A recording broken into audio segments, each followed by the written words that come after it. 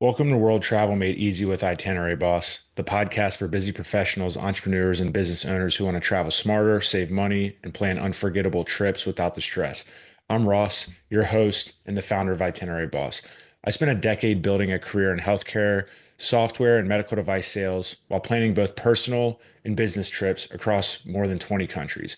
Whether it was group getaways with friends, couples trips, or just mapping out business territories, I became the go-to person for saving money on flights, organizing those logistics, and using points to elevate the experience. Now, as an entrepreneur and business owner, I help others do the same by showing you how to travel better using points, smart planning, and those proven strategies. Each week, we bring you expert guests, step-by-step tutorials on points and miles, and real-world itineraries that we've used to help you plan with confidence. Whether it's using points to travel better, exploring a new destination, or just learning how to maximize your spending, we've got you covered. Before we dive in, go ahead and grab one of our free tools in the show notes. One, the points and miles cheat sheet that'll help you get started earning and redeeming points to save thousands on travel, or the stress-free travel toolkit that includes a budget guide, packing checklist, and planning tips to save you time and hassle. If you're a business owner, entrepreneur, or busy professional looking to choose your next credit card or get help maximizing your everyday spending for rewards and booking free travel, book a free one-on-one consultation. You can find the link within the show notes or head over to itineraryboss.com. And if this episode helps you, please share it with a friend or family member, follow the show, and leave a 5-star review. It's the best way that helps us grow. Now, let's get into today's episode. Welcome back to another episode of World Travel Made Easy. On this week's episode, I'm really excited to have a special guest, Jaime Jay. He is the CEO and founder of Bottleneck Distant Assistance. And this episode is going to be pretty cool because we're really going to dive into the power of hiring as a founder, CEO, business owner, a distant assistant, a virtual assistant, an executive assistant, really to help you grow and scale your company. But what's even cooler is from a travel perspective, we're going to do a little bit of business owner live coaching for Jaime because he wants to start to help his family travel using points and miles. And what a better way to help one another out. Hey, Jaime, how are you doing today? I'm doing good, Ross. Thanks so much for having me. I'm excited to chat with you. We were talking in the pre-interview, and we said, man, we could have made a podcast out of that. Yeah, no, there's some good tidbits here, and I think the timing's great. I think I mentioned to you prior. I just went on a podcast where they asked about processes, evolving as a company, just the things that you have to go through. So I'm really excited. That's coming fresh off that, and I think we're gonna have a great conversation here. But before we get started, can you tell us a little bit more about, your background, Bottleneck, Distant Assistance, what you all do, and how you're helping other business owners? Yeah, sure. Thank you. Well, my background, uh, I was in the army, got out of the army, found myself homeless, had to kind of overcome that. Fast forward almost a year later, through some really good friends helped me get back on my feet. Started working in corporate America in 1994. Spent 12 years in corporate America. It took me about 11 years to figure out how to get out. And then I started out on my own at the end of 2005, beginning of 2006, right around in there. It's kind of gray. I don't exactly remember when. But yeah, I've been on my own for over 2 decades now and just love being proudly unemployable. And um, I found myself in 2008 homeless once again. We had an ad agency that was real estate focused, and then 2008 happened and we lost everything. And it was then I'm like, holy cow, I keep repeating myself. I got to quit doing that. And so I said, the next time I'm going to start a company, I'm going to start a company that's not necessarily recession proof, but recession ready. And I joined a mastermind group and had this little creative web agency. And they said, where are you getting these great people from? And I said, oh, I'm getting them, from the Philippines or wherever. And they said, well, I want to get one. I'm like, okay, what do you need? And they said, well, I need this. So I called up one of the VAs at that time that were working for me. And I said, hey, do you know anybody? And they're like, sure. So I had a couple friends in the mastermind that got DAs through me. And they said, you should start a business. And I said, you think so? They go, oh my gosh, yeah. And I said, well, okay. And then fast forward, I think it was 2018, we started Bottleneck virtual assistants. 2022 came with COVID, and we lost over 60% of our business. It was very strange. I figured it would have just blown up. So we had to kind of reimagine what we were doing. And so we created the world's first dedicated distant assistant company. And that, along with our category, the Delegation Intelligence Framework, we've come back. And so we're really excited about the future here as far as um, placing remote-based, highly tech-enabled human beings into roles to help out founders, CEOs of various different industries. Yeah, no, I appreciate that. I see. I didn't know about the background. I did, and I maybe I did because I did read your book, Quit Repeating Yourself. So I Oh, think that's yeah. funny that you said I kept repeating myself. So now I know where the title came from. But no, it's always cool to hear different stories and how you shifted, as a business owner, what you were doing similar, right? I was in corporate America for a little over 10 years, realized probably 7 years in, like, okay, I need to figure out a way. Luckily, I had, been investing, doing all the right things since graduating Good for college. you. So that allowed me to, go in and do something I was passionate about and help out other people. But I think just hearing that, understanding, right, you saw, hey, this is what happened. Here's the lessons we learned, and this is how we're going to help. And you took the right steps. You joined a mastermind where business owners, I talk to them all the time, where we're helping them out on the credit cards, points and miles standpoint to save money on travel and take their family on awesome vacations. But the other part is, hey, I don't have time to do that. Or, hey, I'm so overwhelmed. I have this and that. And as a business owner, as you continue to grow, you always feel that. It is amazing what you guys do. As a client, you guys help me buy back a ton of time and get to help and coach other people on my team and, help them accomplish some of their personal goals. So it's much more than just getting more done. It truly is a valuable resource, but would love to learn just from you, right? You've brought on, Bottleneck, you help business owners, you help entrepreneurs, right, grow their companies by finding the best, talent to help them do that, right? Across the hundreds of owners you've onboarded, where do you feel like most people are sometimes just losing hours? And how do you really find that distant assistant to plug in and help them? Yeah, thank you, Ross. That's a really good question. And one of the keywords you used there was Hey, I best. wanted to take a quick break to say thank you so much for tuning into the show. The only way the show grows is through listeners like you helping us share it. So if you're enjoying the show, it'd mean the world to me if you hit that 5-star rating, shared it with a friend or family member who's ready to travel more, save money, or just needs a little bit more inspiration and that nudge. And if you're posting about it on Instagram, go ahead and tag Itinerary Boss, and we'll make sure to reshare it and shout you out for giving us a shout out. Thanks so much for the support. It truly means a lot. And now back with the Used there show. was best. And we try so hard to be different, so that um I want to make sure that people understand that uh yes, we're competing, but we're not competing as far as we're better than. I want to make sure that people understand that a distant assistant is radically different than any other assistant, and I'm not just saying this because you're a client, but you are radically different leader.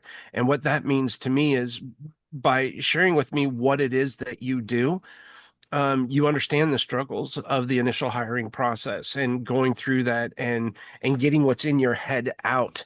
And I think a lot of leaders today have a hard time doing that. And if you do, two things happen. You're going to have a sincere lack of trust and a sincere lack of of um, collaboration or communication. And those are huge contributing factors, obviously, into relationships as to whether or not they work out. Every time we have a client that we've seen go from maybe part-time to full-time or have been with us for years, they're the type of person that understands and prepares for the future. And you're a wonderful example of that. You understand that business is going to get a little more chaotic when you bring somebody new into the fold. But having a game plan in place and literally dumping your thoughts out, because nobody can read your mind. Yeah. And one of the things I've noticed is, and you may know the answer to this, but I challenge it. What is the number one reason why somebody leaves a job or a position? Their boss or a leader, bad leadership, because that's every time I left, that was usually what it, most of the time, that's what it was. I would say, yeah, half the time, that's what it was. Well, you nailed it. Yeah. You even went beyond that because most people say their direct report, their manager, their boss, whatever it is, and then you said, or their leadership, meaning leadership style, I Yeah. would assume. And you nailed that because that underlying tone, it's not necessarily that person or that boss, but it's the lack of understanding the communication or what the expectations are. And a lot of people don't understand. And this is where the delegation intelligence framework comes into play. A lot of people don't know how to delegate. Hmm. And in doing that, what we hope to accomplish when somebody hires a distant assistant is they come in and sort of pull a Jedi mind trick in the fact that they're leading conversations by asking strategic questions.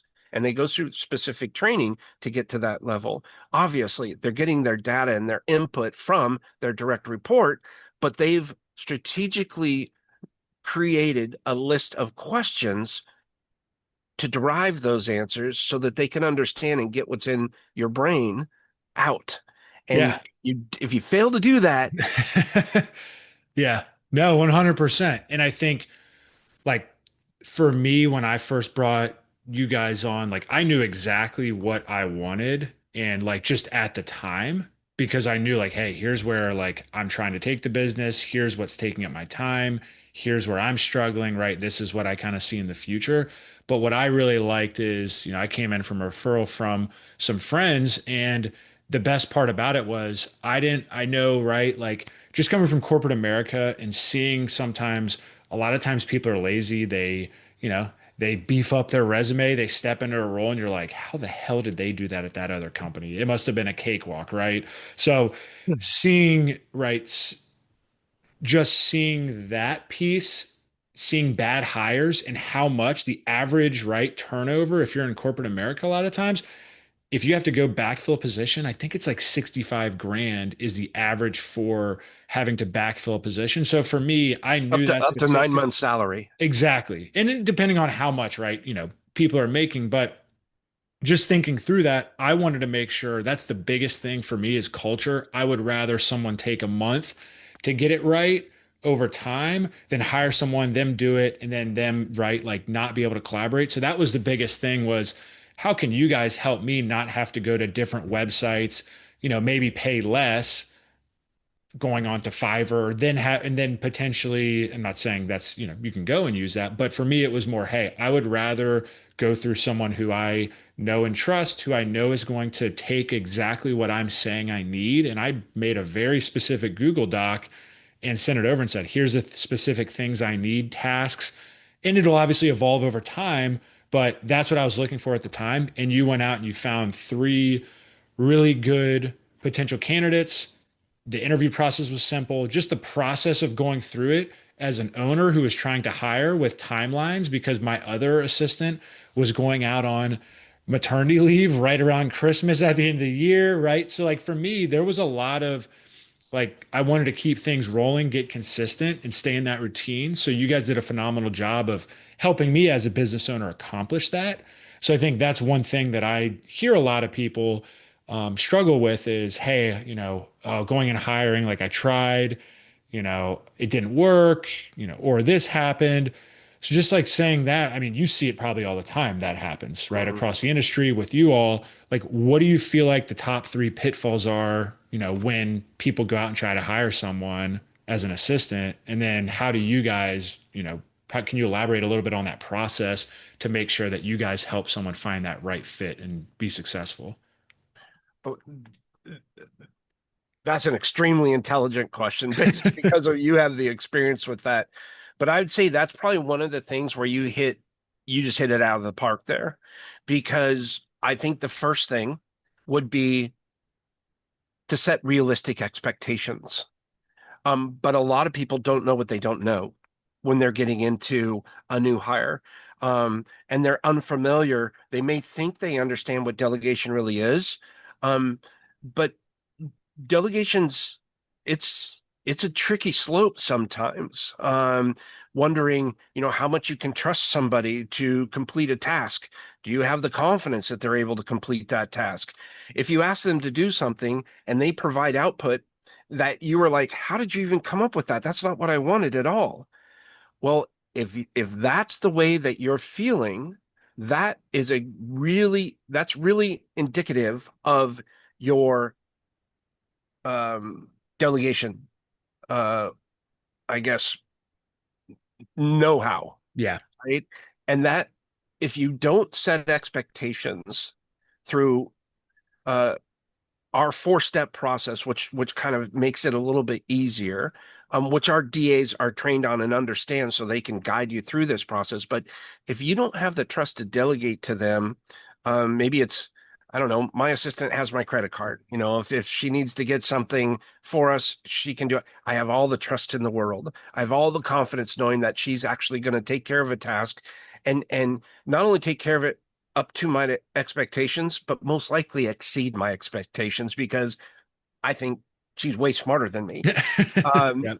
And she really loves doing those things, those responsibilities. I don't get that much energy out of it. But I would say that's first and foremost is making sure that you get what's in your brain out.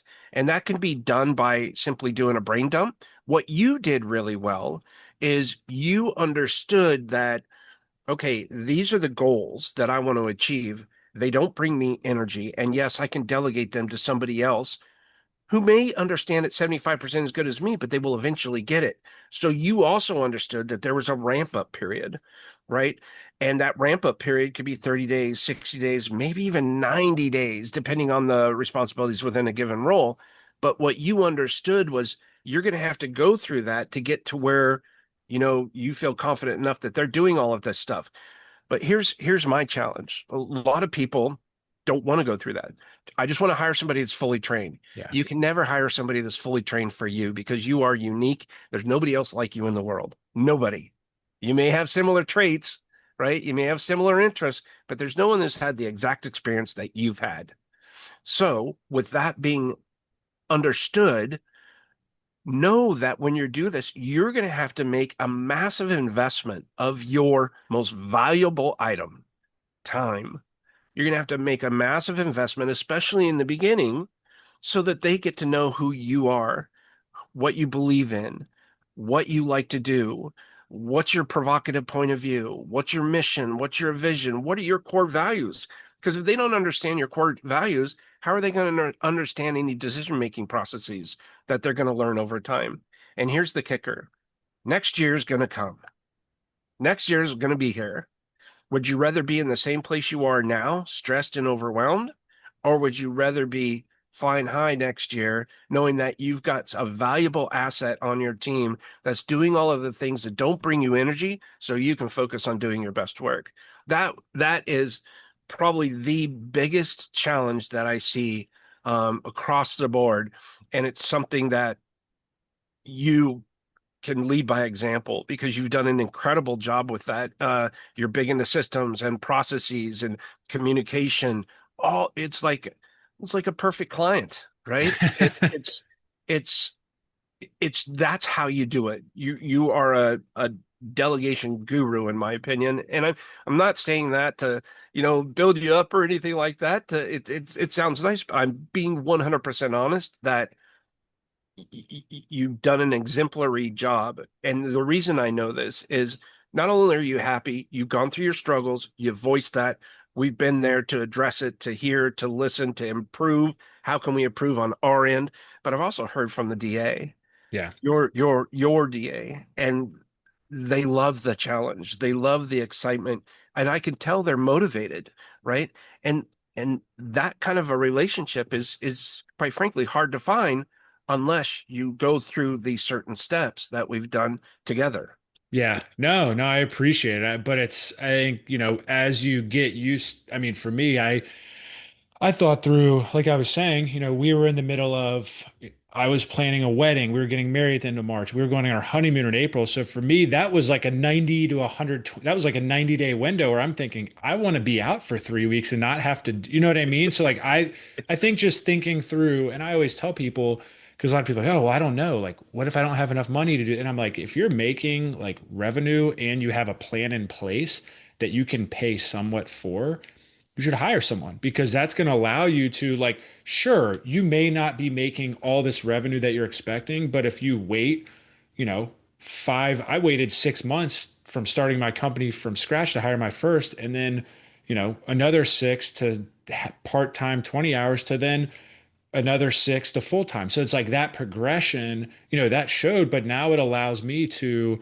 focus on the things that bring me energy, grow the brand, do things that I really enjoy, and also, have time to where I'm not working, where I'm like, you know what, like, hey, today I don't need to work for 8 to 10 hours. There are going to be some days where it's a grind, but I know that my team has it. And, that's something that we've helped them through. And it's just starting out and just writing down what, like you said, what doesn't bring you energy? What could someone else, because someone else, it may bring them energy where they really like doing that type of stuff. Yeah. And not thinking you're the best in the room at all the things, because there's stuff that you're good, that people are good at that aren't. And it's really just, I mean, there's so many, that's a beautiful part about technology now is if you put the right systems in place, you just every time you do something, you record it. Because I think that's one thing I struggled with when I started was I thought, hey, because I'm writing this out, they're going to get what I mean. And every single time when I ask, what can I do better at? It's like making tasks more clear. And through that, it was every time I do something, or if there's something that might not be clear, I just record a quick video and I say, hey, this is what I'm looking for. Can you, and we have our software that then will go in, transcribe it. ClickUp Brain has, AI capabilities that will then create an SOP for you. And, your DA can do that. They can go do that and start to create the SOPs. And that's where obviously you guys help, right? For someone who's like, I have no idea how to create SOPs, that type of stuff. I know you guys, right when you start, like you have processes in place for people who are more at that level of hiring someone. Yeah. I have two questions for you. When you started your business, did you know you were going to hire? And the second question is, when did you start preparing to hire? Um, so when I started, I honestly no, but I think once I got started and was like, okay, I'm trying to do social media, podcast, I did hire out to do my website. Like there's some stuff that I looked at, and when I started to like look and try it and think through all the steps and the time it took, I was like, there's no way in hell. Like, I hate this stuff. And two, like, there's someone who's got to be better at this. And I don't need to learn, like, I can learn some of this stuff and get processes. But I think after 3, 4 months, that's when I started to look because I started my business in October 2023 and the podcast started in April. But I probably hired my first person in March, but when I started to look into, hey, this is what goes into creating a podcast, this is what goes into editing it, this is what goes into promoting it. This is like, I just looked at that and I had a full-time W-2 job where I said, hey, you know what? I'm fine with taking part of my salary and my pay and putting that towards an assistant who's going to help. And as you know, and I'm going to just, and I know we'll get into some of this stuff, but there's also ways from a business owner standpoint that you can use credit cards to pay DAs. You can use credit cards for software. So like that's another strategy that obviously I'm very in tune with, where I was like, you know what? This is how over the next year I'm going to fund this and I have a plan in place and this is how it's going to help me. And that's kind of how I mapped all of that out. And each, couple months I look at that and say, okay, this is how we're going to do that type of stuff. But yeah, sorry if that was long, but I feel like No. that helps from a progression standpoint. Yeah. So what that tells me is, when's the best time to plant a tree? Today. Yeah.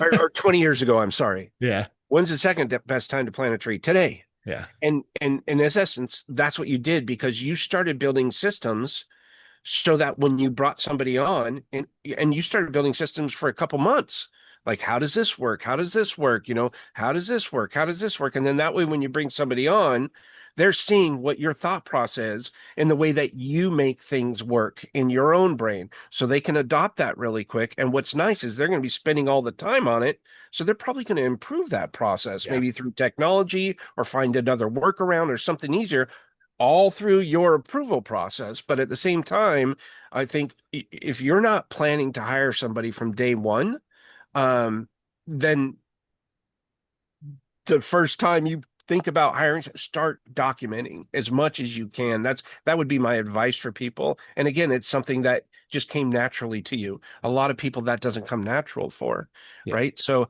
I just want to commend you on that because I think that's a really, really important thing is you do need to prepare. Whether or not you've been in business for 10 years or, 10 minutes. You Yeah. you got to start preparing for that. And what I'm really excited to hear about is how the heck can you leverage credit cards to pay for your assistant? Yeah, yeah, no, absolutely. So when I first started, there's different cards. So you have, right, just depending on how, and this isn't financial advice, this is, right, this is stuff that I've used in my strategy. But from a business owner standpoint, it totally depends on where you're at in your journey. We've invested in real estate over the years. So for us, we when we first started a business, we wanted to understand, okay, what's a good, credit card that's 0% interest over 12 months? Because if we want to furnish a property, right, like we don't want to have to come in with closing costs and furnishing that type of stuff. So that's kind of what got the wheels turning years ago. And those are, there's no annual fee cards, there's annual fee cards. We actually created a full episode on best business credit cards for business owners and entrepreneurs for use case specifics. And on our website, there's like a very easy small business to navigate tool for specific use cases. But for DAs and you for paying, we just got a 0% interest one because we're like, you know what?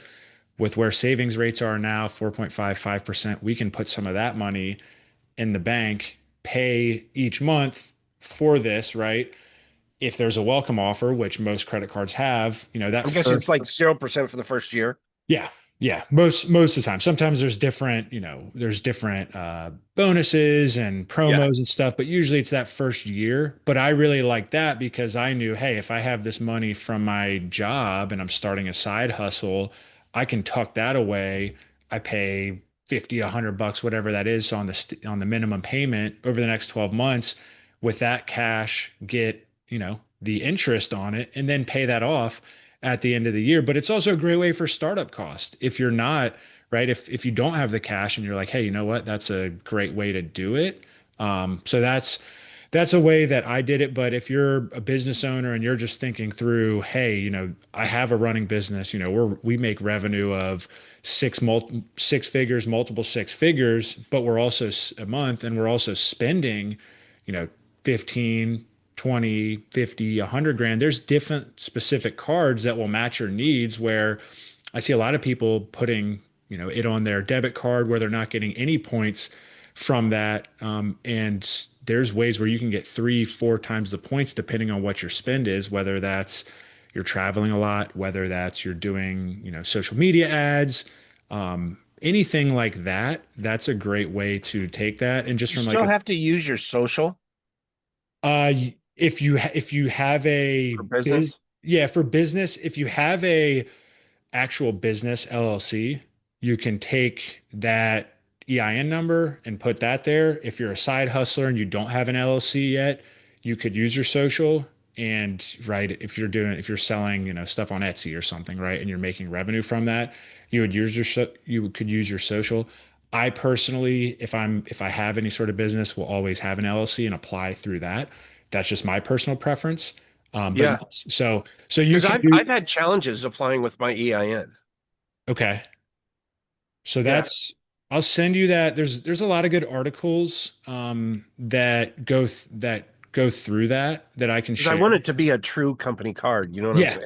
Yeah, no, absolutely. So there's a couple articles from people that I'm connected with in the credit cards rewards space that can kind of talk through that because I think that's one thing that a lot of people don't realize. They're like, oh, I don't have this business that's making a ton of revenue and I'm just getting started out. So I think that's where really the value is if you have personal spend that you're using credit cards for and you're obviously being financially responsible paying those off, but you're getting the points and then also spending money on business, expenses, that's then where you can combine those personal and business points Gotcha.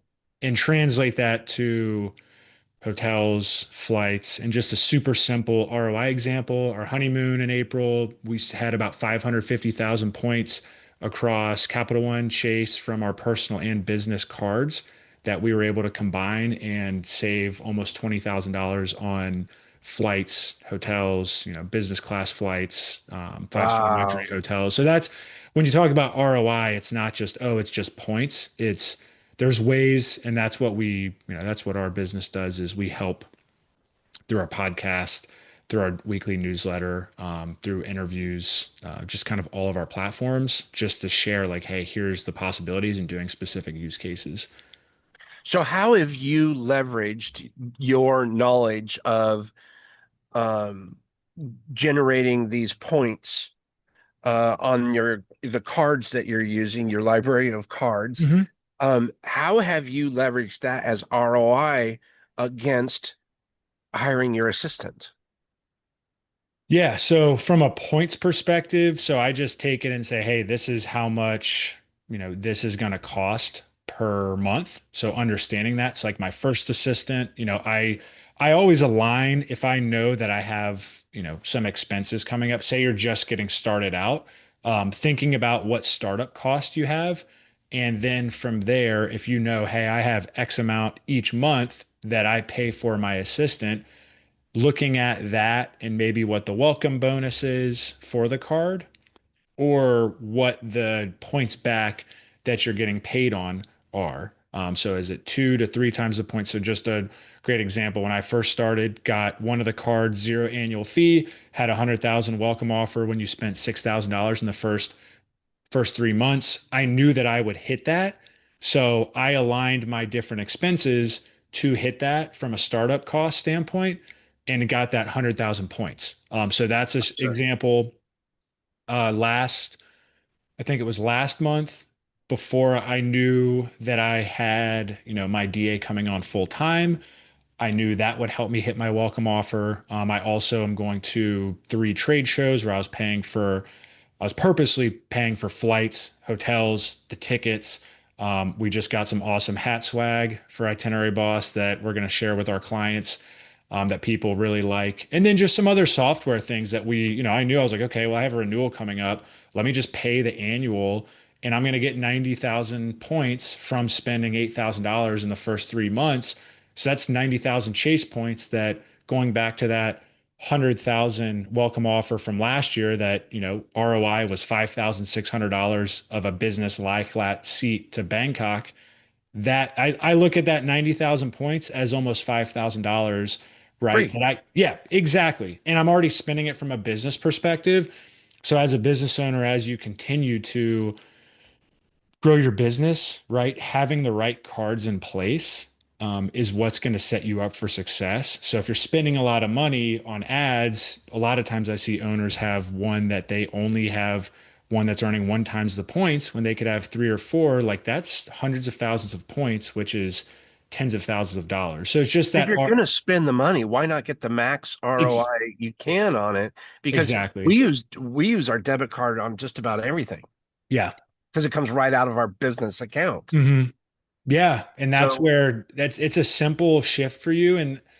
And for a lot of people, I mean, for you guys, it's just a simple shift getting started. And I know for you, like your goal is, hey, we don't travel a lot. We like to drive. We don't like to fly. But when I said, hey, you can use like here's a prime example of a guy who came on my podcast who I mean, they obviously are deep in the game, but but they flew family members that they didn't get to see a lot from Europe over, and that's become a tradition. So it's like using those to buy flights for people that, right, may not have the income to fly, may not, right? You want to see them or things like that, or you can book a hotel. So there's different ways where it isn't just, hey, we're going to use these for aspirational flat seats across the Europe. It's no, if we want to get people to come to a family reunion, whatever that is, like everyone's use case is specific, but there is a lot of power in it. Yeah. So what I'm just wondering why doesn't everybody do this? And I think it's simply because they may not understand. You talked about getting multiple cards for various different opportunities. I think I initially have two concerns with that. If I get multiple cards, boy, what a ding to the credit, right? Mhm. Because two or more inquiries, it really starts dropping off. But is there a way to get around that? The second thing is financial responsibility. Yeah. Yeah. How do people keep that in check, and how do they know when they can afford another card? Yeah, 100%. All great things, and I think that's a misconception because same thing when I was growing up, like, oh, don't get all these credit cards, don't only have like one or two because it's going to ding your credit. That's not true, and there's plenty of studies, there's articles. That's one of my favorite parts about hosting this podcast is I bring on experts who have been in this world for 15, 20 years, who work with the big banks, who write for Fortune, Forbes, right? The big, Nerd Wallet, all the biggest, writers and news outlets. And a lot of the times when you do go apply for a card, initially it will ding your credit a little bit. And usually it's like a 7 to 10 point drop. But after you use it and pay that off, after about two statement credits, it goes back to where it was. And a lot of times it goes up. And you'll see a lot of these people who have a lot of different cards. A lot of times, if they're fine, obviously, like you said, financial responsibility is the number one thing.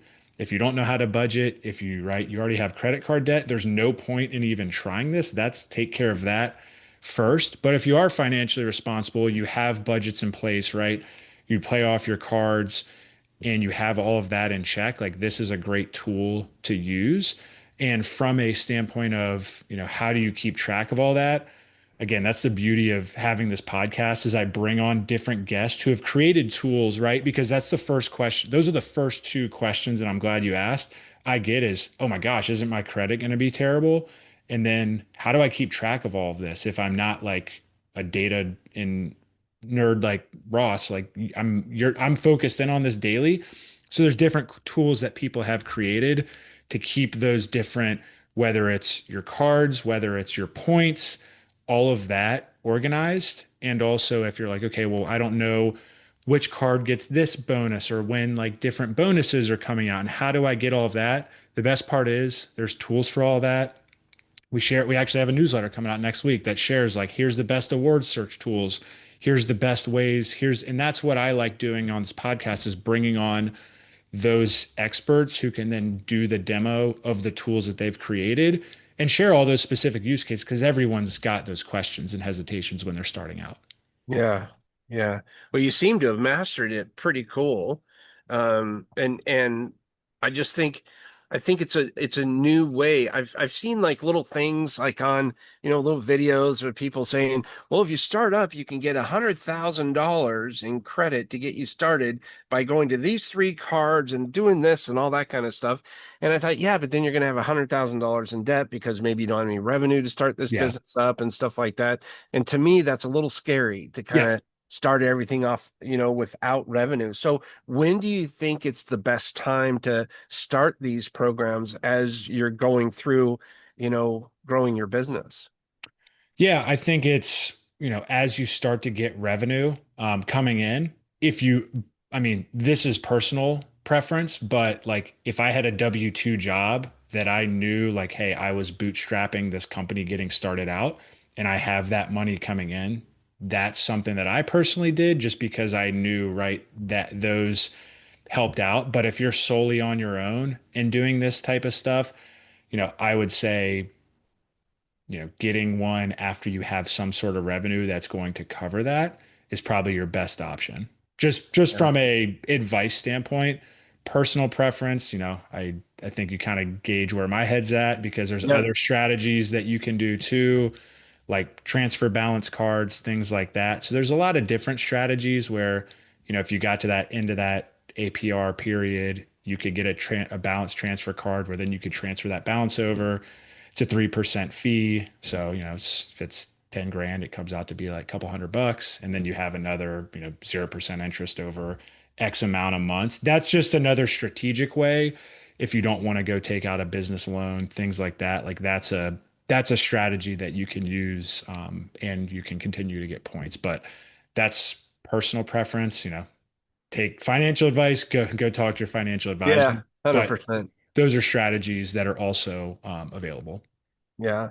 And having a good credit score obviously is very helpful. Yes, yes, absolutely. But yeah, happy to share, that's where we have a library of this type of content that we continually interview people and ask those specific questions Yeah, because, right? I think it's neat.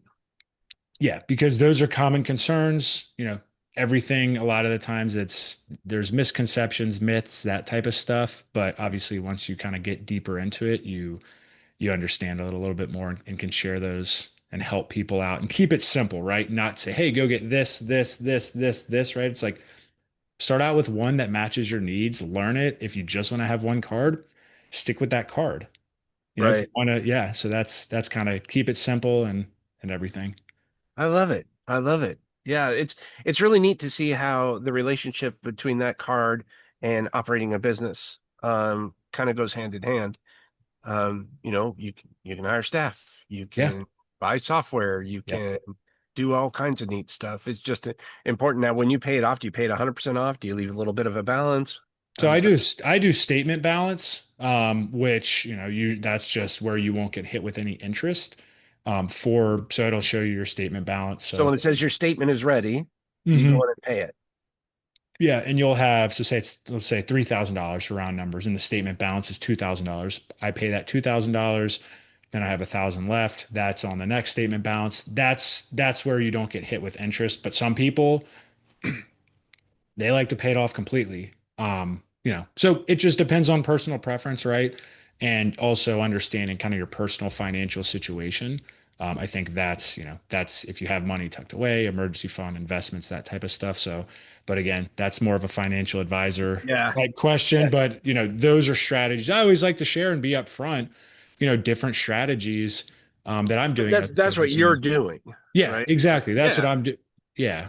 Then one thing I just recently did was the solo 401k. So if you were an employed W-2 worker, and you move into being your, business owner that doesn't have any employees, obviously mine are mainly 1099. So if you don't have any W-2 employees, and other than your wife, you actually can use your old 401k money that you've built up, and you can move that into a solo 401k. And then a lot of people with side hustles or early stage entrepreneurs don't know about this, but you can take a loan against that up to 50%. And that interest that you're paying back to instead of paying that interest back to the bank, you're actually paying that back to yourself. So at the end of Oh, say wow. 5 years, say you have a $20,000 loan, you end up having an additional $5,000 of interest. You're paying it quarterly, but that's something that a lot of people don't know. And if you're saving your 401k, that's just a great way. Again, another avenue to have business funds, and if you're willing to do that, just another route to go. That's something I recently did, and it's a great tool. Oh, that's awesome. That's fantastic. Well, yeah, this is good. I got to learn a lot today. Good, man. What about, so I do want to, we talked about some credit card stuff. I think just for business owners, right? This is because you asked me a couple questions that were just around, myths, misconceptions, right? Just all of that. There's a ton of hype with AI, and I can kind of share after how I'm using it, how I'm thinking about it. But you guys probably get, when AI came out, that's, competitive. Why do I need to hire someone who's a distant assistant or an assistant, right? Like, why does that matter? So, with those exploding, like from your perspective, and how do you share with your clients, why does it matter to have a distant assistant, versus just saying, you know what, I'm just going to leverage only AI. I'm only going to create, now with agents coming out, like I don't need one. Yeah. Well, and I can understand why someone would say something like that. You can go out and look at something like Centra.ai, right? And it's like $40 a month or $100 a month, whatever it is, and you have 12 assistants, right? You got a virtual assistant, you got a social media assistant, you got all this stuff, and it's really cool. But if you and I'm currently using that platform right now because I want to learn about it. I want to see what the hype is and can we actually do this? I'm now spending more time in Centra on a daily basis than I am looking at my emails and that I am doing other things. And so what I've learned from that experience is, and of course there's all kinds of them popping up everywhere, and there's definitely uh there's some, I mean, AI is here to stay. I mean, I some of this output in there is like, oh my gosh, unbelievable, right? This is great. And you can even do automations, integrations, and things like that. It's kind of limited right now, but there's other platforms out there similar that you can really build it out. There's chat GPTs, custom chat GPTs that you can build out and do integrations and with Zaps and all that kind of stuff to, book calendars. You can create your own affiliate program and signs, affiliate user IDs and all of that kind of stuff through even CRMs anymore, like Go High Level, which we use, GHL. And there's so many things to do that here's the challenge. And I think this is through the evolution of AI, which we'll see within the next 3 to 6 months, easily, in my opinion, um, is people right now are experiencing AI in a way that they've never experienced it before. Because if you look back to what 18 months ago when ChatGPT introduced, everybody was like, "Ooh, I can write an email. Ooh, I can do this." Now people are getting a little more savvy with it, right? And they said, "Ooh, I can run my business with AI." The challenge is you're going to find yourself digging yourself into a hole, and you're not going to realize this for another 3 to 6 months as of the time of this recording today, which is close to, it's at the end of July 25. But I think what you're going to start seeing is it's not that AI is going to replace human beings. It's going to be that human beings that understand AI are going to replace human beings that are not using it. And the reason why is even though it's AI and the output of AI is fantastic, as of today, the original output of AI is an idea. And that's very important to understand that. And that idea can be strategized by a human being, um, but that strategy takes time, right? It's not like you're just going to go out there and build all these things for your business and have an artificially intelligent business that is the end all be all. There's got to be a human driving the train. And a lot of CEOs still are visionaries. They still need to focus on ideas and podcast and events and meetings and getting the word out and doing that kind of thing. And you need to have somebody in control of that strategy where a highly tech enabled human being is a perfect fit that understands how to build some type of AI platform. If you do not have a custom chat GPT for your business right now, that is like beginner level. Yeah. And if you don't have a custom chat GPT specifically for your business, well, I'd encourage you to go out there and do it. Now, what is that going to take? It's going to take a lot of time. This is a new learning curve. You're going to have to learn about APIs, integrations, automations. How does that work with Zapier in my CRM? How is it going to work with my task management system like ClickUp?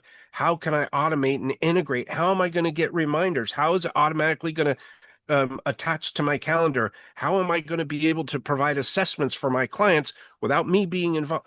All of that is going to Yeah. take time for you to get into. And if you have a DA, a dedicated distant assistant who understands over and beyond what their current skill set is, you can hire an executive assistant, answer calls, do whatever. You can get a chat bot for all of that.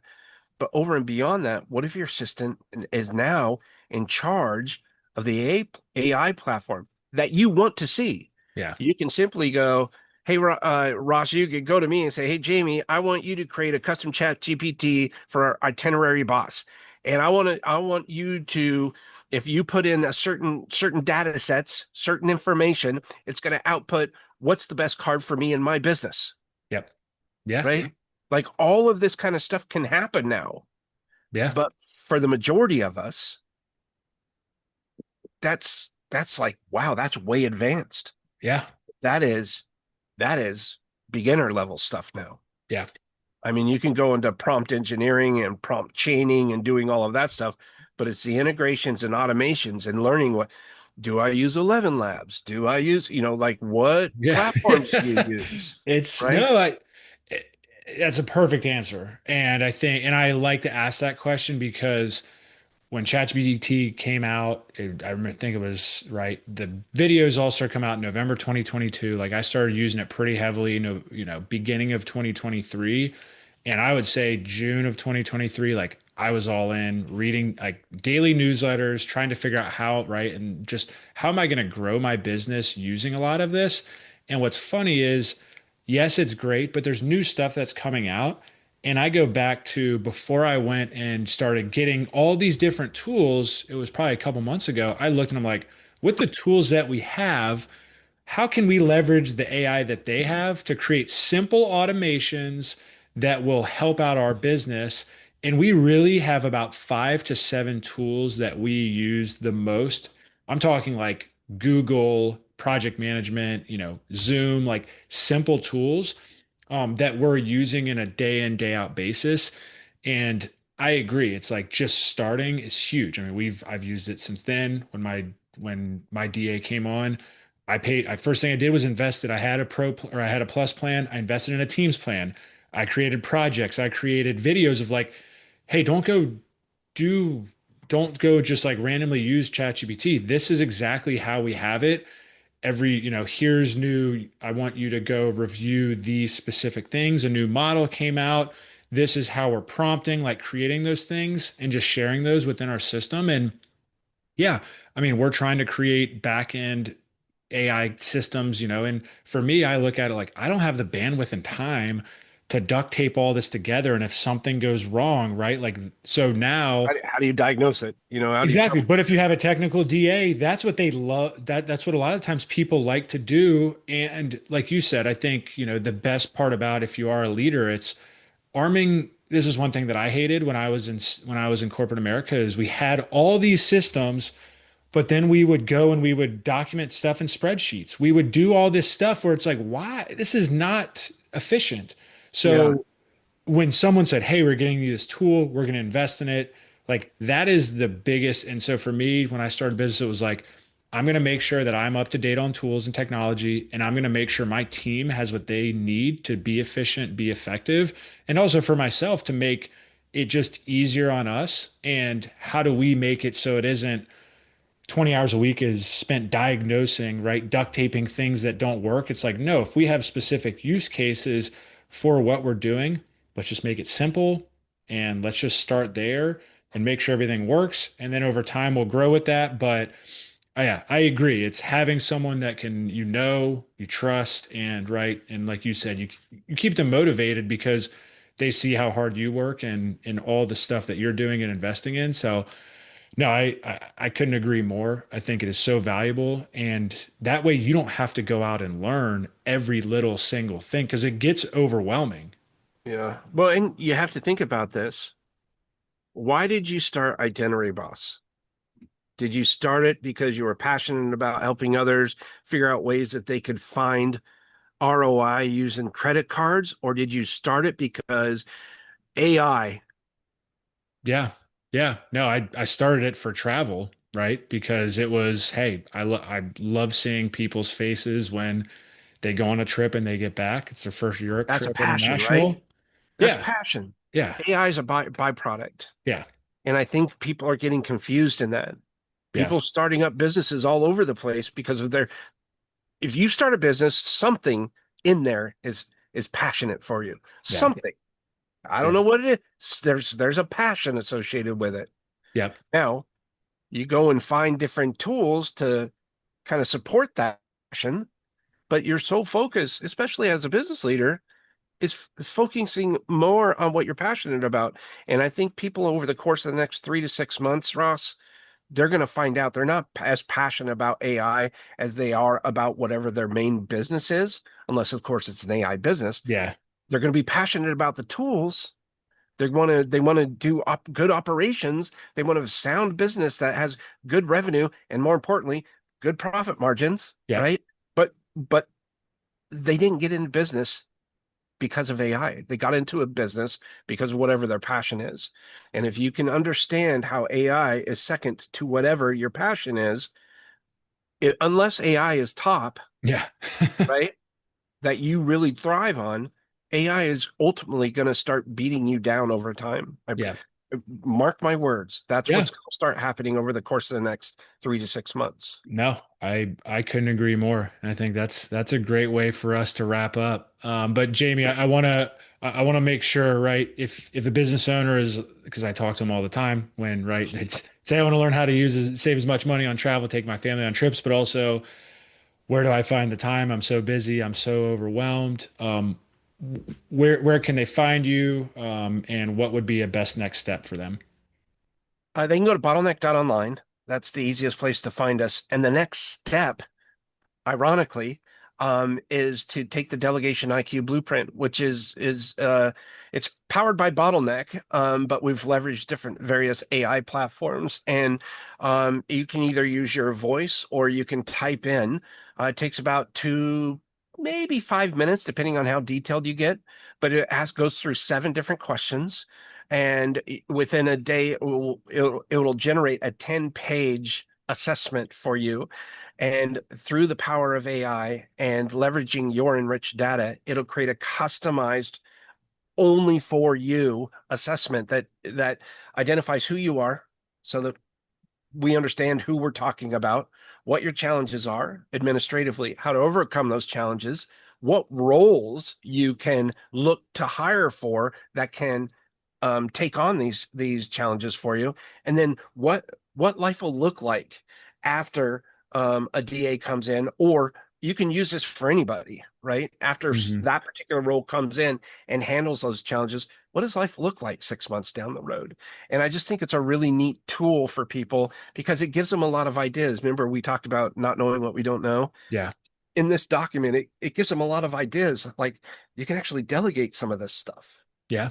Yeah. No, I highly recommend it. I mean, I wouldn't have brought you on the podcast, but I think it was when I sit down and have coffee with people and I have conversations, like this is probably outside of how do I save money, go out trip, traveling. It's more like how do you active on all these platforms? How do you do this? Like how do you consistently just stay consistent with a lot of this stuff? Exactly why we're having this conversation, right? So And now, definitely want. now I get to say too to people go, how am I going to afford an assistant? I'm going to say, oh, call Ross.